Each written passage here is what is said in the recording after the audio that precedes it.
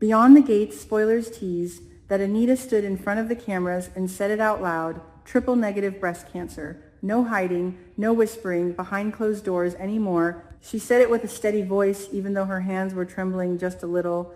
And Vernon stood not too far from her, not interrupting, not overshadowing, just there like a wall that would never fall. She had already warned Danny and Nicole that she was going to do this, that she was done pretending everything was fine, done wearing those carefully chosen outfits to distract from the weight loss, done smiling in a way that felt like a mask glued onto her face.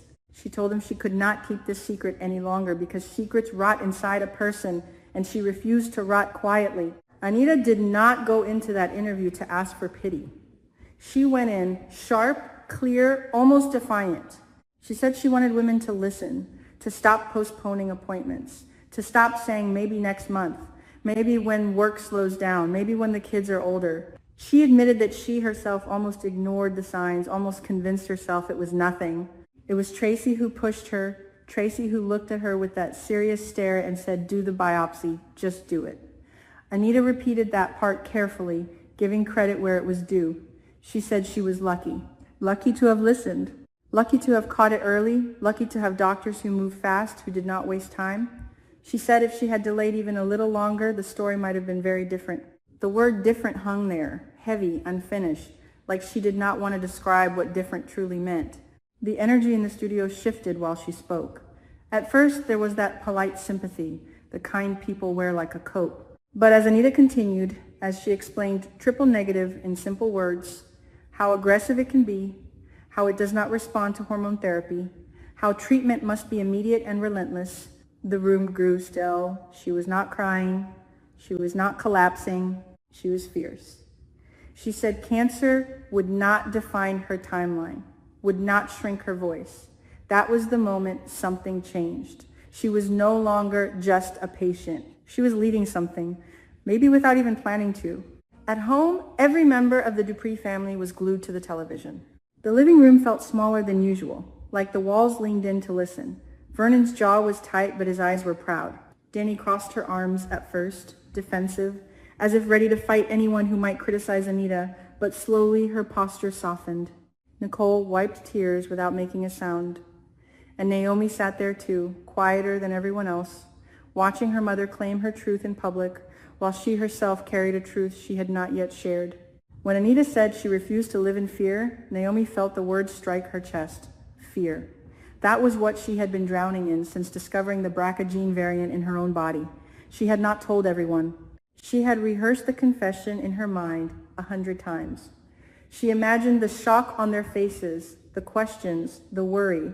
She did not want to add more weight to a family already bending under Anita's diagnosis. But watching her mother speak with such open courage made Naomi feel small. Not weak exactly, but stuck. She wondered if silence was really protecting anyone, or just isolating her further. The interview ended with applause, but it did not feel like a show. It felt like a declaration. Vernon met Anita backstage and did not say much. He just pulled her into an embrace that lasted longer than usual. He had supported her from the beginning, through the tests, through the waiting, through the nights when she could not sleep because statistics haunted her thoughts. He never once suggested she keep it private. He let her decide. That mattered more than anything. Back in the Dupree house, the reactions spilled out all at once. Danny said Anita was incredible, unstoppable even. Nicole said the message would save lives. Vernon finally allowed himself to exhale. But Naomi stayed quiet. She excused herself and went upstairs, her mind racing. The BRCA variant was not a rumor. It was real. It was sitting inside her DNA like a ticking question mark. Anita's words about early detection echoed again and again. Family is strength. Anita had said something similar during the interview, that she leaned on her family, that she did not carry this alone. Naomi felt the distance between that statement and her own silence. Earlier, before all this, there had been another confrontation, one that still left a bitter taste. Danny and Andre had met Ted and Shanice uptown on Valentine's Day, a setting that should have been romantic. Soft lights, expensive wine, forced smiles. Instead, it turned sharp. Leslie showed up where she was not wanted, inserting herself with that smug confidence that always seemed to follow her. Danny did not hold back. She confronted Leslie about the stress she caused, about the chaos that indirectly affected Anita's health. Danny's anger was not subtle. It was raw, protective. She said Leslie thrived on disruption, that she fed on other people's pain. Shanice joined in, not screaming but firm, telling Leslie to stop meddling in her relationship with Ted. It was not just jealousy, it was exhaustion. Leslie had a pattern, stirring tension, pretending innocence. That night, Danny and Shanice decided enough was enough. The scene escalated quickly. Words flew, accusations piled up. Andre tried to mediate, but even he seemed tired of pretending this was harmless drama. Ted looked caught, embarrassed perhaps, realizing the cost of allowing ambiguity to linger. Leslie attempted to deflect, to twist the narrative, but Danny was relentless. She linked the stress, the constant pressure, to Anita's fragile state. Maybe it was not medically precise. Maybe stress alone does not cause cancer, but emotionally it felt connected. Danny needed someone to blame. Leslie stood there as a convenient target. While that chaos simmered, another figure hovered in the background of the larger story, Anastasia. Her words, dripping with sarcasm and subtle cruelty, had been the spark that pushed Anita toward public disclosure. Anastasia had made comments, thinly veiled insults about appearances, about strength, about secrets. Anita heard them. She absorbed them. At first she considered ignoring them, rising above. But something inside her shifted. She refused to let anyone weaponize her illness against her. If people were going to talk, she would give them the truth, directly, unapologetically. In a strange way, Anastasia's provocation became fuel. Anita chose visibility over vulnerability hidden in shadows. Naomi's struggle unfolded more quietly. She found herself confiding in Ashley one afternoon, sitting across from her with a cup of coffee gone cold. She explained the test results in a low voice, as if the letters BRCA themselves might explode if spoken too loudly. She talked about risk percentages, about preventative surgeries, about the terrifying possibility of following in her mother's footsteps. Ashley listened carefully, asking gentle questions, not pushing too hard. Naomi admitted she felt guilty for even thinking about her own health when Anita was in the middle of treatment. It felt selfish, she said, to center herself. Ashley disagreed softly, reminding her that knowledge is not betrayal. At the same time, Jacob was away, selected for a delivery assignment that required distance, discretion, and a temporary separation neither of them wanted. The physical distance made emotional honesty even harder. Naomi could not bring herself to share the BRCA news over a rushed call or a distracted message. She wanted to see his face, to read his reaction, to feel his hand steady hers. Instead, there was silence punctuated by short updates. One night, her phone buzzed with a message from an unfamiliar number. For a second, her heart jumped, anxiety mixing with curiosity.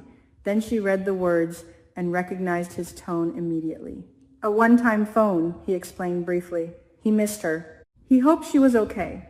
The simplicity of the message broke something open inside her. She typed back carefully, telling him she missed him too, that the house felt strange without him, that she was proud of him. She almost added the truth about the gene, almost pressed send on a confession, but she stopped. Not like this, she told herself. Not through disposable digits. Jacob, on his end, reread her message more than once. He sensed something unsaid, a gap between the words. He wanted to ask more, to demand clarity, but his assignment required focus.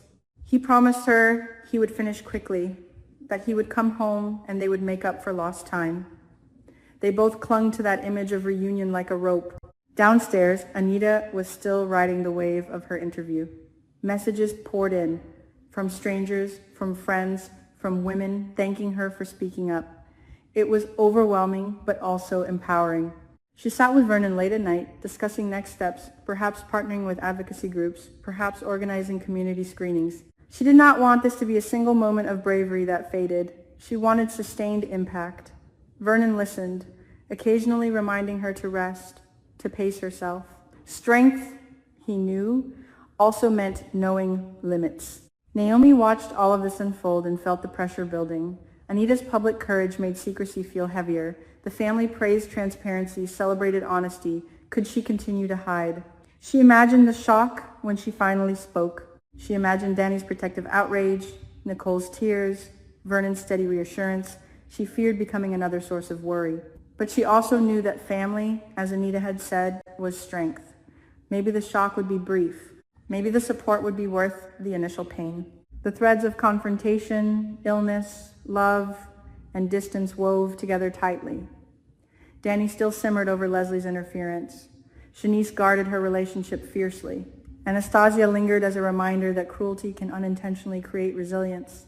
Jacob moved closer to completing his assignment, counting days, and Naomi stood at a crossroads, carrying a genetic truth that demanded light. The atmosphere around the Duprees felt charged, not with despair, but with anticipation. Anita had changed the narrative by stepping forward. She refused to be whispered about. She refused to let disease shrink her presence. In doing so, she unknowingly challenged everyone around her to examine their own silences, Naomi especially.